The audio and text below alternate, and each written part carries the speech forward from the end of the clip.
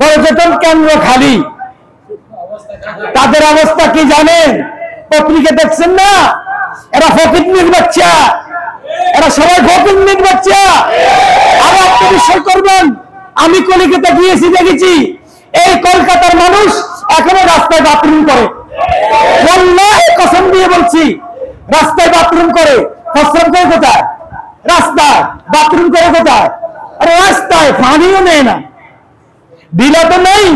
এই জন্য আল্লাহ বলেন ইন্নামাল মুশরিকুনা নাজাস, সমস্ত ফুটতিলে মূর্তিপূজারীরা নাজাস। আর কে বলছেন? কে বলছেন? আল্লাহ। এরা নাফাক, এরা এত ফকিরের বাচ্চা, এত পয়সা নেই। আমাদের বাংলাদেশের 2-3 জন বাড়িওয়ালার যে টাকা, মনে হয় কলকাতার 20 জনের কাছে এত টাকা নেই। এরা ফকির। এদের পর্যটন বন্ধ হওয়ার কারণে এদের পেটে ভাত শেষ। এরা বসে বসে কাঁদছে, দেখেন না? বসে বসে কাঁদছে তারা। আপনারা চিকিৎসার জন্য বন্ধ করে দেন, দেখবেন এদের হাসপাতালগুলো অর্ধেক বন্ধ হয়ে যাবে। এদের হাসপাতাল অর্ধেক বন্ধ হয়ে যাবে। এই জন্য সরকারের কাছে অনুরোধ, পরিপূর্ণ ভারতের সাথে আমাদের সম্পর্ক ছিন্ন করে দেন। বিষাদন্ত আমরা যাবো না।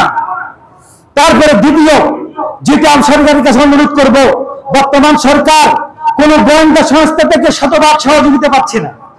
কারণ তত্ত্বাবধায়ক সরকার, গোয়েন্দা সংস্থা আমাদের দেশে যারা আছে তারা শতভাগ সরকারকে সহযোগিতা করছে না।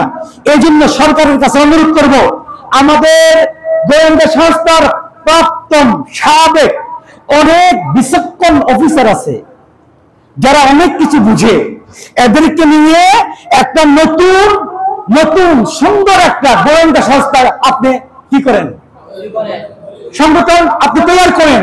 তাদের থেকে আপনি সাহায্য নেন।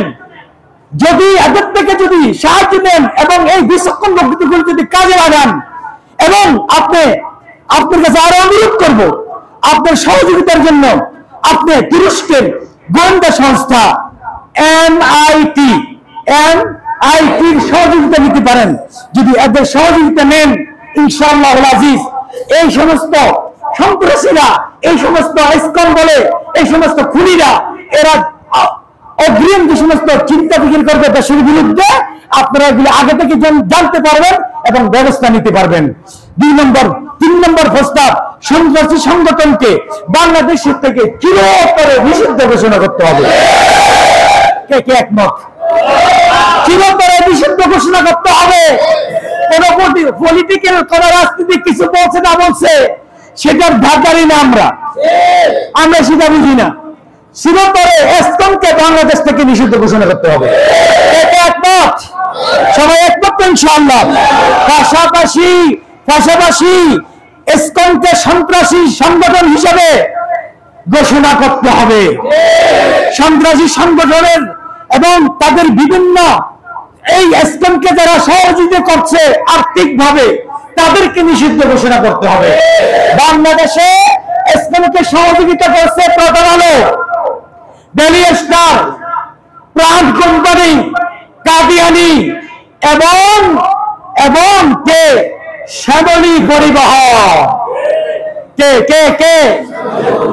আপনাদেরকে বহু আগে আমি বলছি, শ্যামলী কোন বাসে চড়বেন না, এটা সরাসরি ইসকনের গাড়ি। শ্যামলী বাসটা কার? শ্যামলী বাস কার? চট্টগ্রাম, ঢাকা, বাংলাদেশের বিভিন্ন রোডে শ্যামলী পরিবহন চলে কি চলে না? ডাইরেক্ট ইসকনের, এটার অর্থায়নে ইসকন চলে। প্রথম আলোর অর্থায়নে ইসকন চলে, ডেইলি স্টার কি অর্থায়নে কি ইসকন চলে, প্রাণ কোম্পানি এবং কাদিয়ানি, এদের অর্থায়নে ইসকন চলে। সুতরাং এদেরকে বাংলাদেশে নিষিদ্ধ ঘোষণা করতে হবে। কে কে একমত?